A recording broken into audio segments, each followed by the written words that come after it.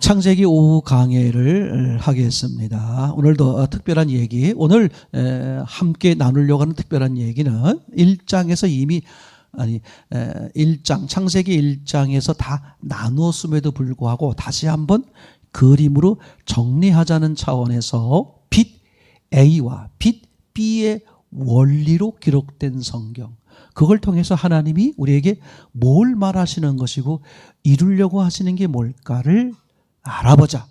그러면 우리는 당연히 어떻게 되겠어요? 하나님의 의도가 이거니까 우리는 그 의도대로 따르는 게 신앙이구나. 이걸 이제 정리해 보자는 얘기가 되겠죠. 우선 1장 3절만 함께 읽어보도록 하겠습니다. 시작. 하나님이 가라사대 빛이 있으라 하시매 빛이 있었고. 아멘.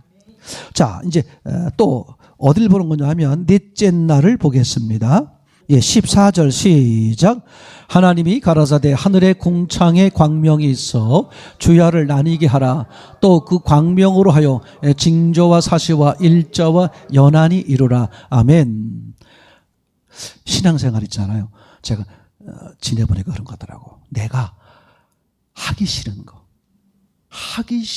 것을 하는 거, 또는 하기 좋아하는 것을 안 하는 거, 그죠? 이게 신앙의 굉장한 요점을 드리더라. 사람들이 지금도 많이 이제 생각을 해보게 되는 거거든요. 사실은 신앙생활 하면서 창세기 1장, 2장, 3장, 4장, 5장, 6장, 11장까지, 창세기 1장부터 11장까지 신앙생활 하면서 별 관심을 안 가져요.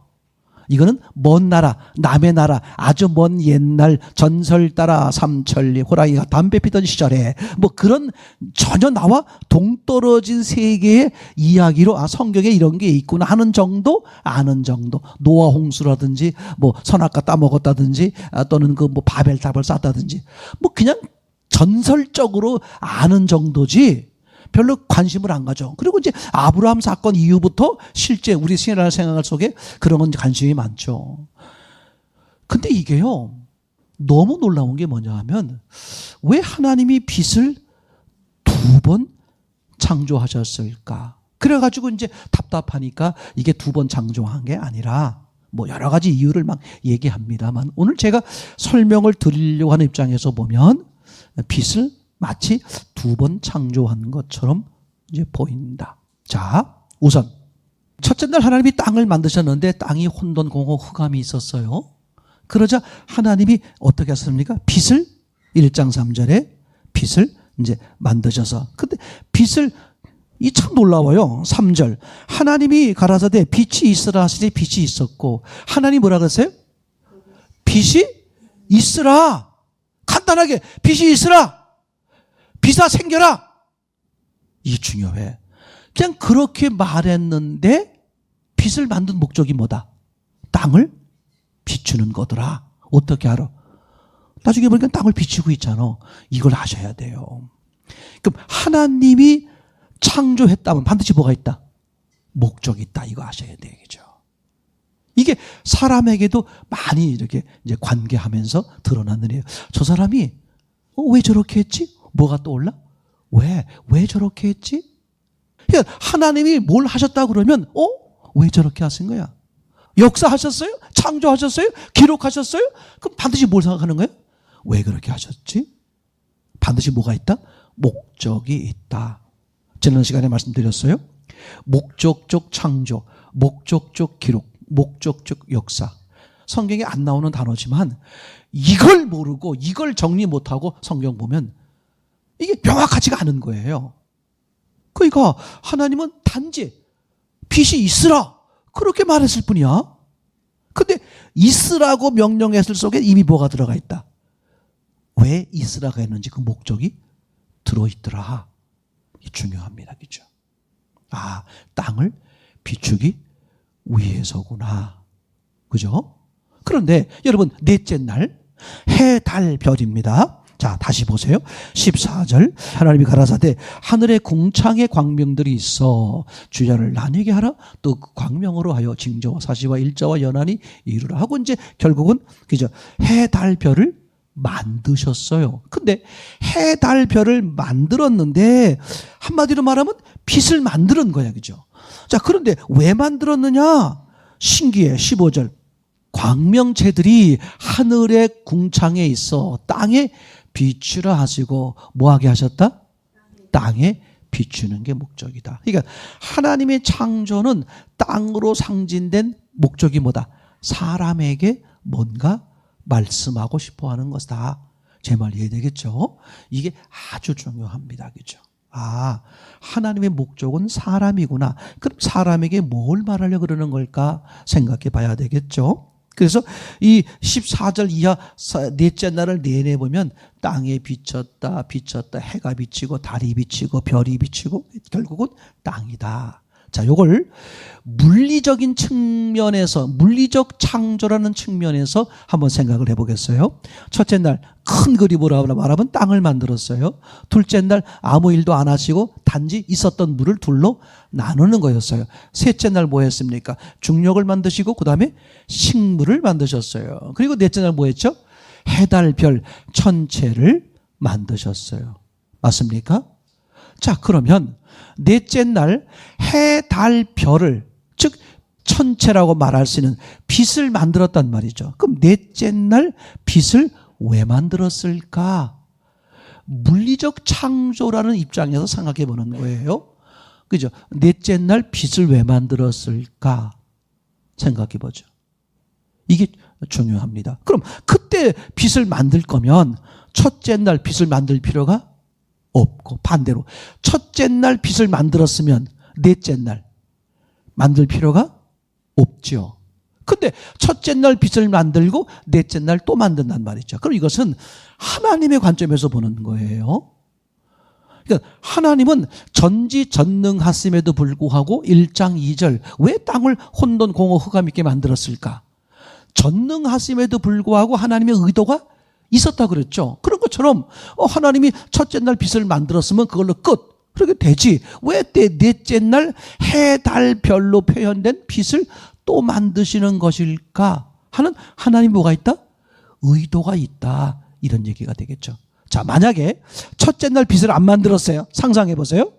첫째 날 땅만 만들었어요. 둘째 날 물과 물을 나눴습니다. 셋째 날 중력을 창조하고 그 다음에 식물을 창조했어요. 그리고 넷째 날 해달별 빛을 창조했어요. 그럼 무슨 문제가 생길까요?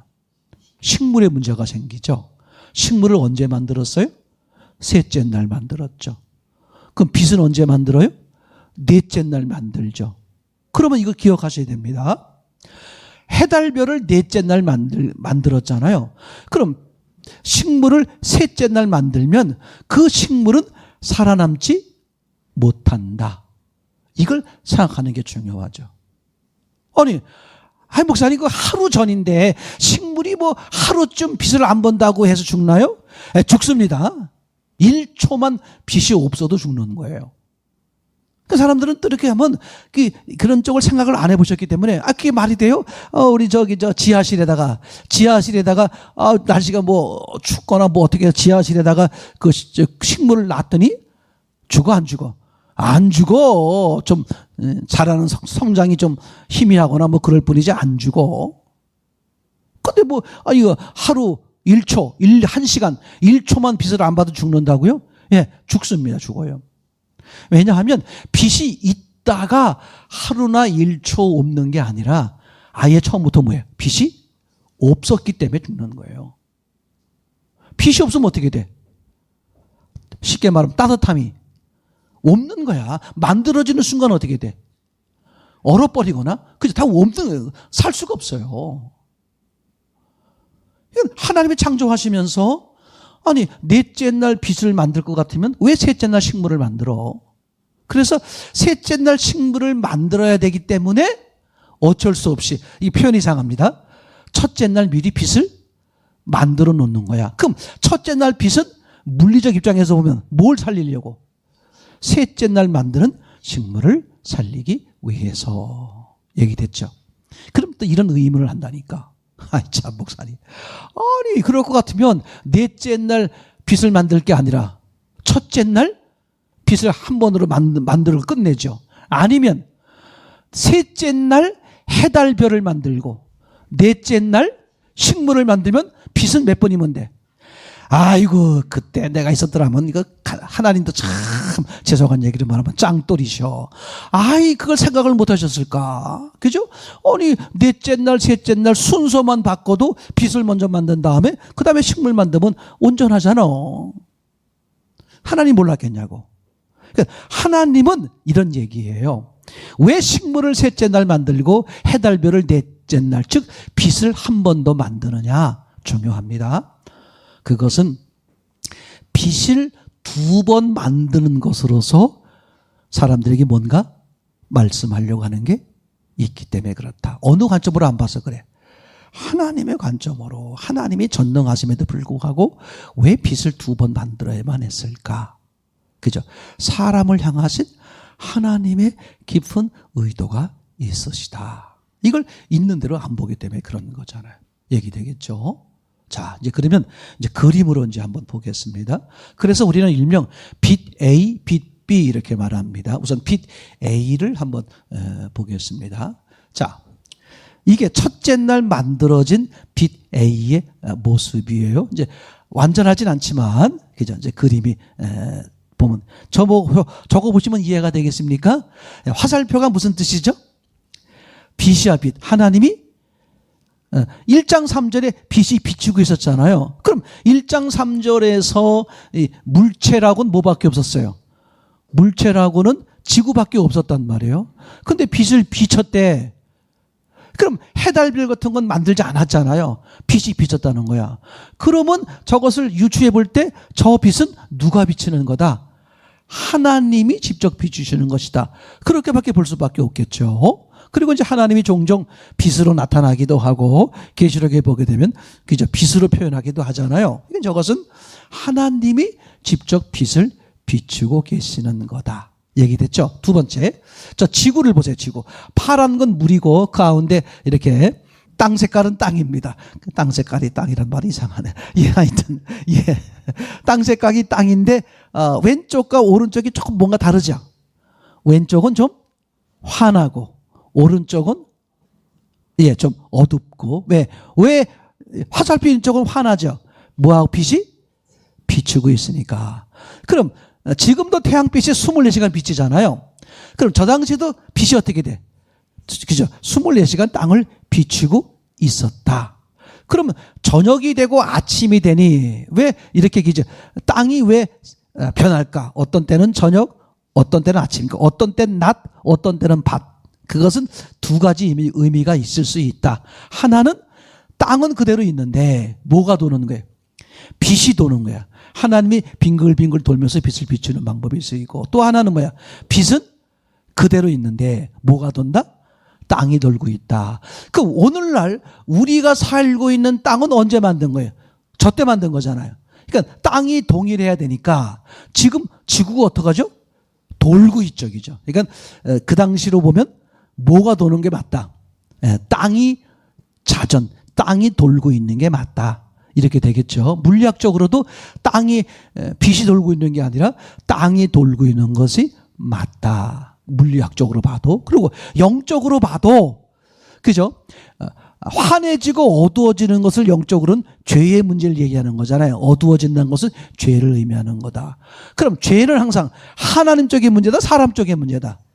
사람이 변하기 때문에 뭐가 죄가 된다. 이해되겠죠? 그래서 사람으로 상징된 땅이 도는 것으로 그죠? 빛이 비쳤다가 빛을 받지 못했다가 즉 하나님을 떠났다, 하나님을 받아들였다. 이렇게 이제 얘기가 되어지는 거가 이해가 되겠죠. 자, 그래서 저 땅을 한마디로 표현하면 사람으로 상징한 것이고 사람이 해결되는 것은 영적으로 말하면 하나님이 함께하는 거다. 이것을 이제 빛으로 표현하면 저 땅에 뭐가 필요하다? 빛이 필요하다. 이해되겠죠? 제 이해 되겠습니까? 그죠? 자, 그런데 빛이 비쳤음에도 불구하고 무슨 일이 벌어졌다? 반반, 한쪽만 어둠이 해결되고 반대쪽은 여전히 어두움에 있다. 얘기되겠죠? 자, 이번엔 빛 B의 그림. 왜 또 한 번의 빛이 있어야만 했을까? 이제 빛 B의 그림을 보겠습니다.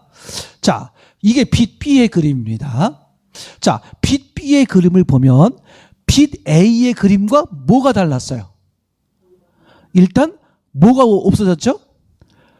빛을 비추는 화살표가 없어졌어요. 이해되겠죠? 그리고 또 빛 B는 또 뭐가 달라졌어요? 해, 달, 별, 그죠? 맞습니까? 해, 달, 별 이렇게 됐죠. 자, 땅의 문제. 땅이 좀 어떻게 됐으면 좋겠다. 환했으면 좋겠다. 근데 또 완전히 환할 수 없어요. 해가 비칠 땐 완전히 환하고 달과 별이 비칠 땐 약간 저게 지금 그걸 감안해서 그린 것 같아. 첫 번째 땅의 모습과는 그래도 좀 환한 편이에요. 자, 무슨 얘기냐 하면 첫째 날 빛은 그죠? 이렇게 한쪽에서 비추고 있었어요. 그래서 한쪽은 비추는 쪽은 환하고 반대쪽은 어두웠습니다. 근데 넷째 날 만든 빛의 모습, 해달별이죠. 해달별은 낮에는 해가 비쳐서 환하고 밤에는 달과 별이 비추죠. 그래서 어떻게 돼요? 낮에처럼 환하지는 않지만 약간 희미하죠.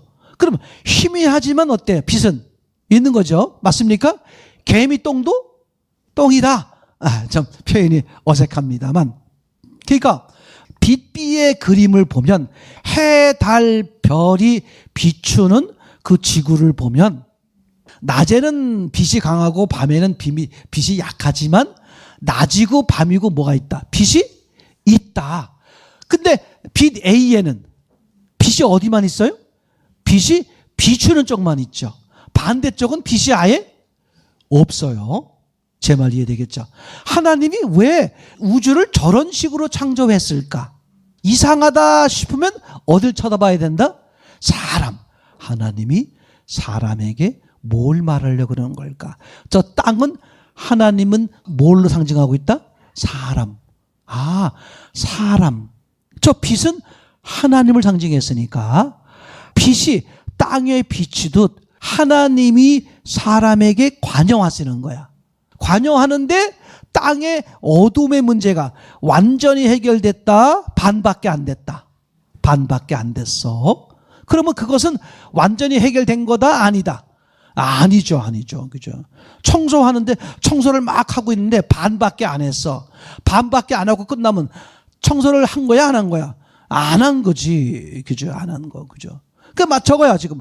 하나님이 사람으로 상징하는 그 땅에 비추셨는데, 땅의 문제를, 사람의 문제를 해결하기 위해서 비추셨는데, 역사하셨는데, 어떻게? 반밖에. 그럼 이걸 이제 영적으로 말하면 어둠인 사람을 어떻게 만들고 싶은 거야? 빛, 환한 사람으로 만들고 싶은 거야. 근데 반은 환하고 반은 어두우면 해결된 거다 아니다? 해결된 게 아니다. 또 죄인으로 말해 볼게요. 하나님이 죄인을 해결하기 위해서 오셨는데 죄가 반은 해결됐는데 반은 해결이 안 됐어. 그럼 뭐야? 여전히 죄인이야, 의인이야? 그저 죄인이야. 맞습니까? 큰 죄만 죄가 아니라 작은 죄도 죄인이잖아요. 무슨 뜻이냐면 하나님이 사람들에게 역사하셨음에도 불구하고 사람의 문제가 완전히 해결됐다 안 됐다? 안 됐다. 됐다 안 됐다? 안 됐다.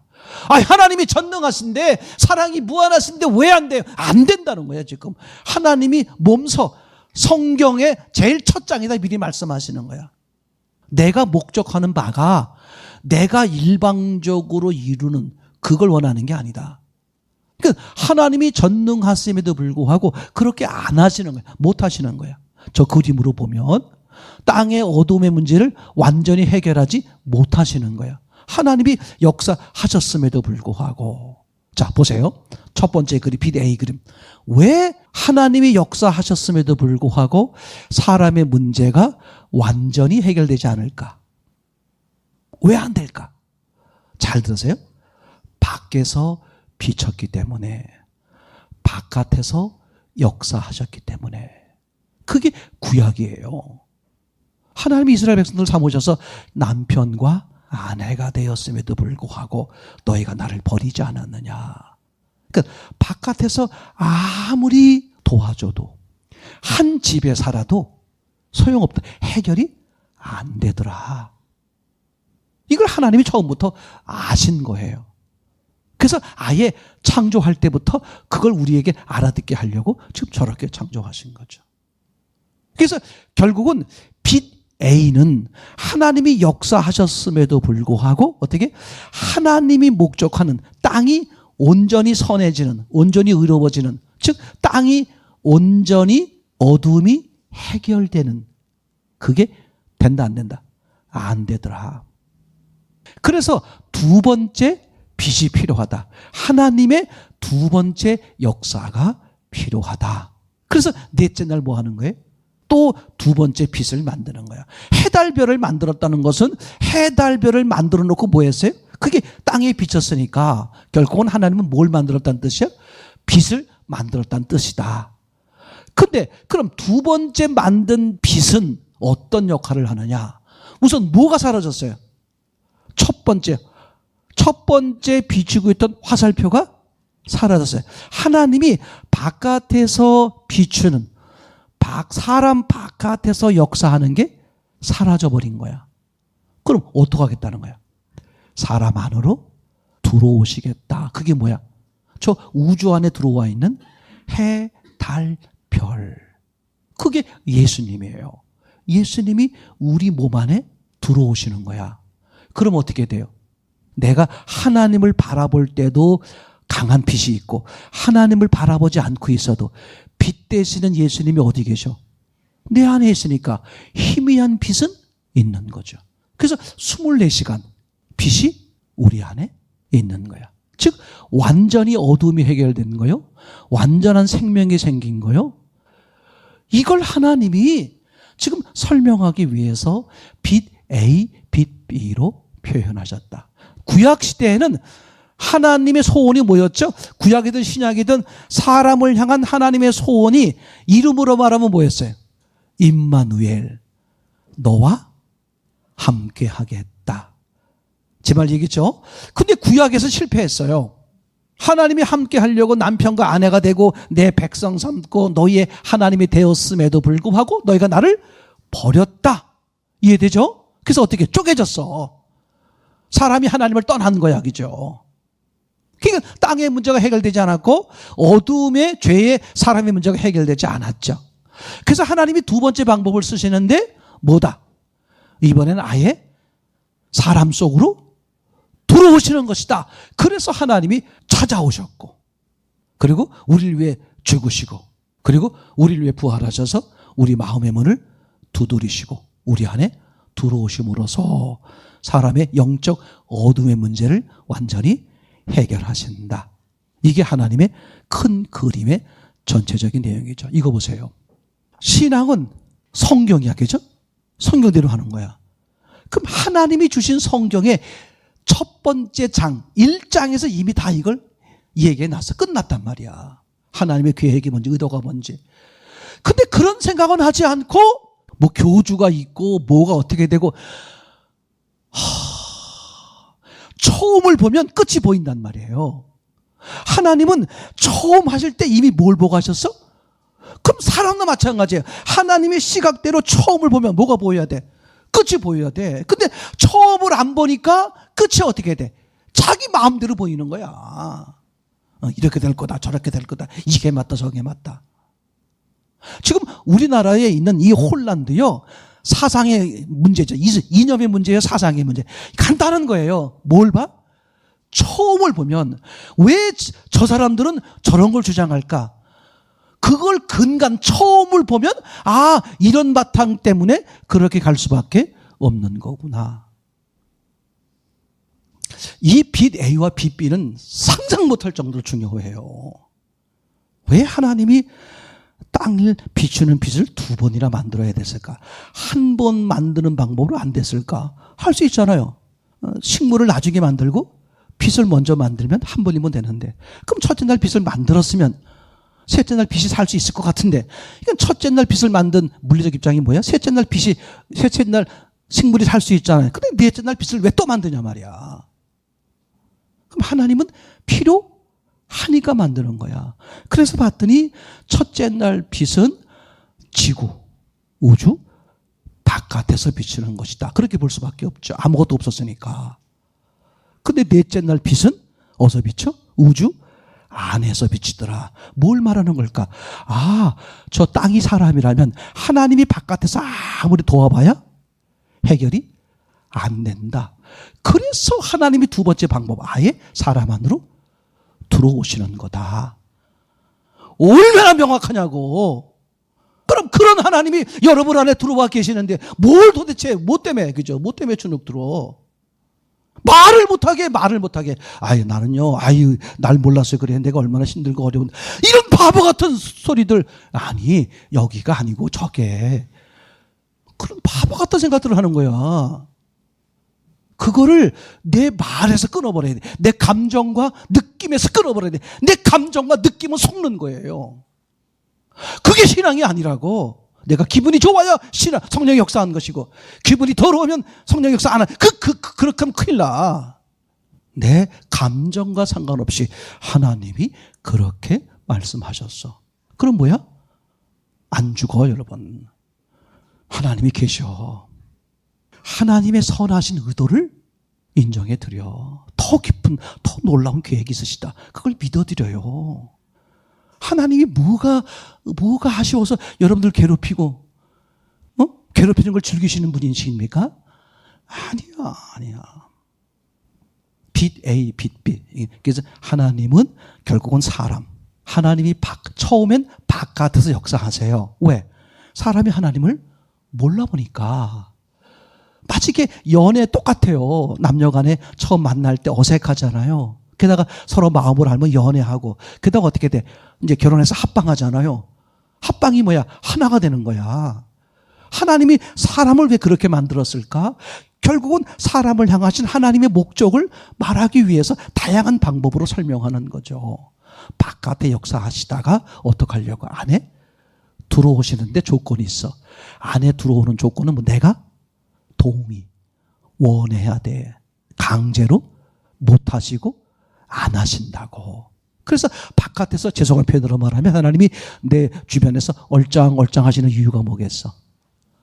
하나님을 알게 해서 하나님을 내 집으로 받아들이게, 크게 예수님을 모신 삭개오로 표현하는 거예요. 내 집에 오시옵소서. 오늘 내가 너희 집에 유하겠다. 그게 신앙이잖아, 그죠? 이걸 표현한 게 성찬식이야. 하나님을 떡으로 표현했고 나를 먹으라. 떡을 먹었더니 어떻게 돼?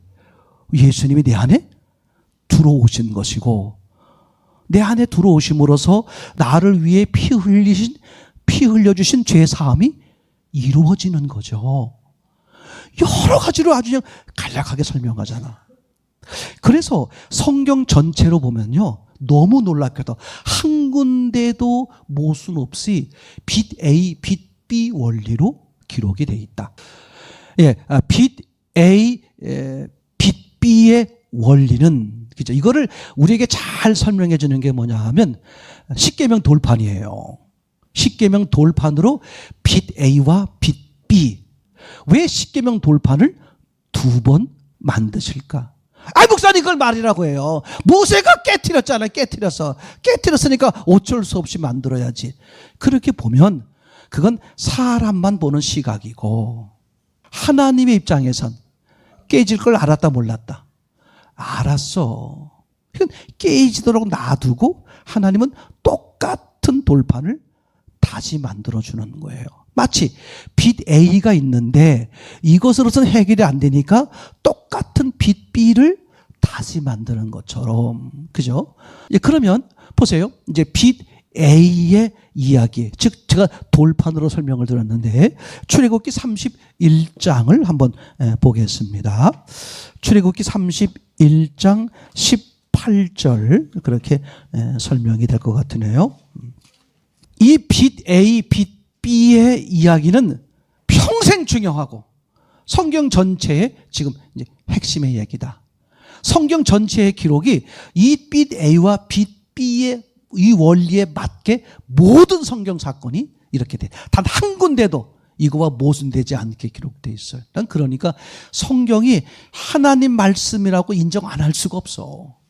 자, 31장 몇 절이라고 그랬죠? 18절. 이게 빛 A에 해당하는데, 이제 돌판을 하나님이 이제 만들어 모세에게 주는 건데, 돌판을 2번 만들어 주는 얘기가 되겠어요. 근데 왜 2번을 만드느냐?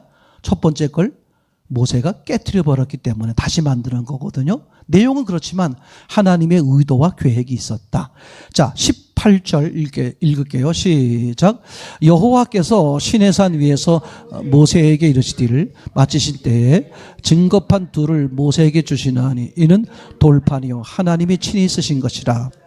하나님이 모세를 산에 불러서 하나님과 사람 사이의 약속, 율법, 계명이 적힌 그 돌판을 주시는데, 모세는 그냥 어떻게 빈손으로 올라갔는데 하나님이 돌판에다가 십계명을 써서 주신 거예요. 그럼 글도 하나님이 쓰시고 그 다음에 돌판도 하나님이 만드신 거죠. 그죠? 제 말 이해되겠죠? 그러니까 돌판도 하나님이 만드시고 글도 하나님이 쓰시고, 모세는 놀래 자빠질 지경이겠죠. 황홀경에서 그 돌판을 들고 내려오는데 백성들이 뭐하고 있었어요? 금송아지 만들어서 우리를 인도할 신이다. 그러니까 모세가 순간 그냥 머리가 돌아버리는 거예요. 그래서 어떻게 돼? 너무 화가 나서 뭘 던져버려? 돌판을 그냥 던져버려서, 그죠? 정리가 됐잖아요. 자, 이렇게 돌판, 하나님이 주신 돌판이 결국은 깨졌어요. 그랬더니 하나님이 모세를 다시 부르는 거야. 다시 올라와라. 34장 1절을 보겠습니다. 시작. 여호와께서 모세에게 이르시되 너는 들을 처음 것과 같이 깎아 만들라. 내가 깨트린 바 처음 판에 있던 것을 내게 금하랬으리라. 두 번째 돌판을 만들어 주시는데 이상해요. 돌판을 네가 만들어 와라. 글은 내가 써주겠다. 근데 성경 이후에 이 2번째 돌판이 깨졌다는 기록이 없어요. 아주 중요한 거예요. 2번째 돌판은 안 깨진 거다. 그럼 영적으로 봤을 때 왜 안 깨졌을까? 첫 번째 돌판은 글씨도 하나님이, 돌 만드는 것도 하나님이, 즉 하나님과 사람 간의 관계의 약속인데 누가 일방적으로 한 거다?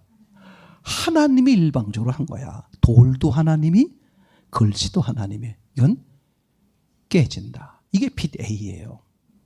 하나님이 아무리 사람에게 일방적으로 역사해봤자 그때뿐이야. 이건 하나님이 원하시는 온전한 관계가 안 된다. 그러니까 빛 A는 과정이야. 즉 바깥에서 도와주시고 역사하는 건 뭐다? 과정이야. 목적이 아니야. 자, 그런데 빛 B라고 표현되는 이 십계명, 2번째 돌판의 십계명 34장 1절엔 하나님이 모세에게 뭐라고 말해? 돌은 네가 만들어 오고 글은 내가 써주겠다. 그럼 뭐가 달라요? 모세와 하나님이 합작. 이해되겠죠? 그러니까 돌은 누가 만들어야 되냐? 모세를 표현한 사람이 만들어야 돼. 이걸 사도 바울이 뭐라 그랬을까? 돌판이 아니라 신비, 마음판에 새겨주세요. 내 마음판에 새겨주세요. 내 마음 안에 들어오세요. 요게 2번째 돌판에 해당하는 거야. 돌을 누가 만들라? 모세가. 돌을 누가 만들라? 네가. 네가 원하면 내가 거기다 써줄게. 뭘 써줘? 말씀. 말씀이 곧 뭐야? 하나님. 하나님이 네 마음에 들어와 줄게. 깨진다 안 깨진다? 안 깨져. 영원히 책임지시는 거야. 왜 두려워? 왜 짜증이 나고 힘이 들어? 왜 불안해? 첫째는 뭘 생각해야 돼? 하나님이 정말 내 안에 계시는 건가? 그죠? 여러분 정말 정직하게 그분을 난 불가능해. 그래서 주님이 계셔야 돼. 하고 받아들였어요? 그럼 그분 들어와 계시. 그분 약속이야. 내가 뭘 찾겠어가 아니고 그분이 뭐야? 나를 받아들이면 내가 문을 열고 받아들이면 뭐 하겠다? 들어와 주시겠다. 계시록 3장 20절이죠. 그죠?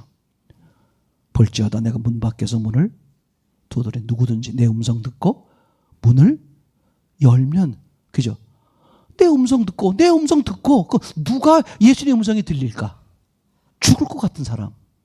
문제를 내 스스로 해결할 수 없는 사람이잖아. 내 스스로 해결할 수 있는 사람은 남의 말이 안 들려와요. 살려주세요. 나 어떻게 해야 되죠? 그 사람들은 살아. 문을 열면 내가 그러더구나 그러더불어 먹어. 그는 나와 더불어 먹으리라. 뭐 한다는 거야? 살아준다는 거야. 언제까지? 영원히. 그죠? 여기서 함께 살아주다가 때가 되면 천국 가서 영원히 살아주시겠다. 요한복음 16장 33절 표현도 그렇잖아요. 내가 너희들에게 이 말을 이루는 것은 뭐해? 너희에게 뭐가 있게 하려고? 평강이 있게 하려고 그러는 거다. 너희가 고난 때문에, 환난 때문에 두려워하지 마라. 내가 세상을 이겼다. 아니, 세상을 이기신 분은 예수님인데 어려움 당하는 건 난데 왜 나보고 걱정하지 말래? 그분이 내 안에 들어와 계시니까. 그럼 이제 이게 믿음의 표현이 뭐냐? 아우 힘들다. 아우 뭐 여러분들은 날 몰라서 그래. 내가 얼마나 힘들고 어렵고 힘들고 괴로운데 그건 믿음의 표현이 아니야. 내가 여러 가지 문제가 있는 건 사실이지만 예수님이 책임지실 거야. 그게 믿음이죠. 신기하잖아. 왜 돌판을 2개 만들까? 왜 2번 만들까? 그냥 언뜻 생각하면 하나가 깨뜨려 버렸으니까. 그죠? 그게 하나님은 그걸 아시고 미리 2번째 돌판, 즉 사람이 만든 돌판에 하나님이 쓰시는, 이걸 실제로 보여준 게 에레미야서 31장 31절 32절 시작. 나 여호와가 말하노라. 보라 날이 이르면 내가 이스라엘 집과 유다 집에 새 언약을 세우리라. 나 여호와가 말하노라. 이 언약은 내가 그를 열조의 손을 넣고 이를 위해서 인도하여 내던 날에 새로운 것과 같이 아니할 것은 내가 그들의 남편이 되었어도 그들이 내 언약을 따랐음이라. 아멘. 31절 32절은 이런 새 언약을 만드시겠다는 하나님이 이스라엘 백성들을 보면서 왜 그랬냐면 옛 언약이 깨졌대. 그럼 옛날 언약은 뭐냐? 남편과 아내 사이에 맺은 언약인데 아내가 바람을 핀 거야. 그러니까 서방을 버리고 다른 새 서방을 얻은 거야. 이제 쉽게 말하면. 그러니까 관계가 깨져버렸잖아요. 이해되겠죠? 이게 첫 번째 돌판에 해당하는 거다. 그러니까 첫 번째 돌판은 어떻게 돼 있다? 깨지게 돼 있다. 이해되겠죠? 즉 하나님과 사람 사이에 하나님이 일방적으로 행하신 것은 뭐한다? 영원한 게 아니야. 그건 깨지게 돼 있다. 그럼 일방적으로 행하시는 이유가 뭐냐? 인격적으로 행하시기 위한 과정으로 하시는 것뿐이다. 자, 이제 그러면 2번째 돌판 33절 34절입니다. 시작. 나 여호와가 말하노라. 그러나 그날 후에 내가 이스라엘 집에 세울 언약은 이러하니 곧 내가 나의 법을 그들의 속에 두며 그 마음에 기록하여 나는 그들의 하나님이 되고 그들은 내 백성이 될 것이라. 그들이 다시는 악기 이웃에게 영지를 가리켜 이르기를 너는 여호와를 알라 하지 아니하리니 이는 작은 자로부터 큰 자까지 다 나를 알리니 내가 그들의 죄악을 사하고 다시는 그 죄를 기억지 아니하리라. 여호와의 말이니라. 남편과 아내였음에도 불구하고 아내가 떠나버린 거야. 깨져버렸어. 그래서 2번째 하나님이 어떻게 하시느냐? 2번째 방법은 아예 사람 속으로 들어오겠다. 마음에 새기겠다. 아예 사람 속에 들어와서 뭐 하겠다? 네가 나를 떠나지 못하도록. 이게 하나님의 2번째 그림이죠. 이걸 언제 써놨어? 그러니까 이것을 한마디로 말하면 옛 언약은 구약 성경이죠. 그럼 그게 깨져버리니까 새 언약은 뭐다? 신약 성경인데 이걸 언제 해놨다고? 구약 성경 에레미야한테 했어요. 그러니까 하나님은 구약 시대에 이미 뭐야? 율법이 깨질 것을, 이루지 못할 것을 아시고 어떻게 하셨어? 새로운 언약, 신약 성경을 준비하신 거야. 신약 성경의 핵심은 뭐예요? 예수님이 아예 우리 속으로 들어오시는데 다만 차이가 뭐다? 인격적이다. 그래서 신앙은 인격적이에요. 그래서 신앙이 되시는 분들 보면 뭐가 달라질까?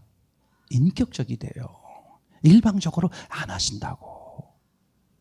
자기는 그게 신앙이래, 그게 저거래. 그래서 막 일방적으로 막 하시는 거예요. 아니, 그렇지 않아요. 이런 말 마세요. 난 원래 성격이 그래서 그래. 예, 원래 그랬지만 계속 그러면 아니죠. 예수님을 어떻게 옛사람을 죽고 새사람 됐는데 철저하게 내 삶에서 내 입에서 그죠? 예수 그리스도가 인정이 되느냐. 그게 신앙의 전부야. 이제 그렇게 해서 모든 사건이 빚 A, 빚 B 원리로 가면서 빚 A는 과정이고 빚 B가 목적이다. 그러니까 옛 언약, 구약이죠. 구약은 과정이야. 구약은 왜 있는 거다? 신약을 위해서 있는 과정이다. 목적이 뭐다? 신약. 구약은 바깥에서 남편과 아내가 되는 것이고 신약은 아예 우리 몸속에 들어오셔서 한 몸으로 사시는 것. 이게 결국은 임마누엘이잖아요. 이해되겠죠? 그게 하나님의 소원이고 목적이다. 그래서 성경은 같은 사건 속에서 보게 되면 항상 빚 A가 아니라 빚 B가 하나님의 목적을 이루는 방식으로 성경 전체가 기록되어 있다. 예를 들면 그죠? 아담의 두 아들, 대표적인 두 아들이 누구예요? 가인과 아벨이잖아요. 근데 하나님 앞에 마음에 드는 사람은 누구야? 아벨이죠. 둘째란 말이야. 첫째는 가인은 아니잖아요. 성경 전체를 보면 이 원리가 모두 적용이 됐어요. 쌍둥이를 낳는다든지 두 형제가 있다든지 항상 그러면 언제나 뭐야? 두 번째가 아버지의 뜻을, 하나님의 뜻을 이어가는 것으로 모든 성경이 기록되어 있어요. 예를 들면 탕자의 비유에서 두 아들이 나오죠. 근데 누가 하나님, 아버지의 뜻에 맞는 모습이었어요? 겉으로 볼 때는 첫째가 맞는 모습이고 둘째가 집을 떠나지만 진짜 아버지와 화목하는 아들은 누구야? 둘째죠. 이해되시나요? 자기가 죄인인 걸 하나님 앞에, 아버지 앞에 불효한 걸 깨닫고 돌아와 진심으로 화목이 되잖아요. 그러니까 언제나 누가 아버지의 뜻을, 하나님의 뜻을 이루고 간 모습으로 기록되어 있다? 둘째가. 그래서 첫 번째 구약 성경이 아니라 두 번째 신약 성경이 하나님의 목적을 이루는 모습으로, 그죠? 가인이 아니라 아벨이. 아브라함의 두 아들이 있었죠. 첫째 아들 이스라엘이 가업을 이어가는 게 아니라 둘째 아들 이삭이 가업을 이어가는 방식으로 성경이 왜 그렇게 써 있냔 말이야. 아니 어떤 때는 큰아들이 하나님의 뜻을 이어가고 어떤 때는 둘째 아들이 부모의 뜻을 이어가고 이렇게 기록될 수 있잖아요. 근데 한 번도 그런 적이 없어요. 성경 다 뒤져봐도 둘이 나오는 경우, 여러 형제가 있는 경우는 다릅니다. 야곱의 12아들 이런 거, 그죠? 근데 요셉은 아들이 몇이에요? 둘이야. 이때 둘째가 이걸 이어가요. 신기하죠, 그죠? 성경은 너무 신기한 거야. 왜 그런 식으로 했을까? 하나님이 이 빚 A와 빚 B 원리를 사람들에게 혼동을 주지 않기 위해서. 첫 번째는 하나님이 하심에도 불구하고 일방적으로, 그리고 바깥에서, 즉 외주 역사, 외주, 바깥에 계시면서 역사하는 것이고, 그걸 다른 표현으로 말하면 일방적 역사. 이거는 목적이 아니다. 과정이고 이루어질 수 없다. 근데 두 번째는 내주 역사 안에 들어오셔서, 그리고 인격적 역사, 상대 사람의 동의를 얻어서 이루어지는 역사. 자, 그러면 결론입니다. 우리의 삶의 표현에서 하나님은 언제나 동일해. 처음에 어떻게 하신다? 바깥에서 일방적으로. 그래서 하나님을 아예 모르는 사람들은요, 하나님이 막 일방적으로 하세요. 물질을 건드리기도 하고 육체를 건드리기도 하고, 육체와 물질은 하나님이 인격적이 아니거든요. 그래서 내가 뭘 보게? 하나님을 알아보게. 하나님이 나를 찾으시는구나. 하나님이 내게 뭔가 말씀하고 싶어 하시는구나. 내 마음이 열려져서 이제 인격적으로 이름을 가지시려고 하나님이 이런 시도를 이제 하시는 거죠. 그러면 우리가 지금 신앙생활에서 잘 보세요. 하나님적인 아무 문제가 없어. 언제나 동일해. 바깥에 계시다가 안에 계시고, 안에 계시면서 계속 뭐 하고 싶어? 우리와 안에서 계시는 관계를 기표하고 싶어. 하나님 오직 그거예요. 그럼 내 입장에서 안에 계시는 거요, 하나님과의 관계가 깊어지는 게 뭐냐? 내 표현, 내 삶에서 그분을 뭐 하는 거야? 인정해드리고, 그럼 내 말투나 행동이나 삶의 자세가 달라지죠. 아유, 징그러. 난 내가 왜 살아야 되는지 몰라. 아우, 힘들어, 어려워. 그건 뭐예요? 나는 이게 두려운 거야. 첫째, 하나님이 안 계신 게 아닌가? 아니, 누가 말할 수는 없으니까. 그죠? 누가 감히 그분이 어떤 걸 어떻게 알아요? 본인이 생각해 보라. 내가 정말 하나님이 계신 건가? 두 번째, 하나님이 계신데 내가 왜 하나님이 뜻을 주도하지 않고 내 뜻을 막 말하는 거지? 그럼 그분하고 뭐야, 관계가? 계시긴 계시지만 뻐근뻐근한 거잖아. 그럼 누가 힘들어? 내 인생이 힘들어. 얼마나 힘든지 알아요? 돈이 없어 힘든 게 아니야. 명예나 권리가 없어 힘든 게 아니라 내 마음에서 이미 근심, 걱정, 근심, 불안, 초조에 매이면 있는 거와 상관없이 지옥 사는 거야. 맞아. 주님이 계신데. 아니, 내 현재 상황이 이렇더라도 주님이 아무것도 염려하지 마라. 내가 너와 함께 한다. 그 말씀하셨으면 그 계시는 건데. 이분이 변함없으신 건데. 지금 내 감정이 다를 뿐이야. 이건 속는 거야. 사탄아 물러가라. 남편 보고 아내 보고 상대 보고 하지 말고 어딜 보고 사탄아 물러가라. 그렇게 해야지. 아니야. 이건 내 진짜 삶의 표현. 삶의 표현이 내 안에서 나오는 거잖아요.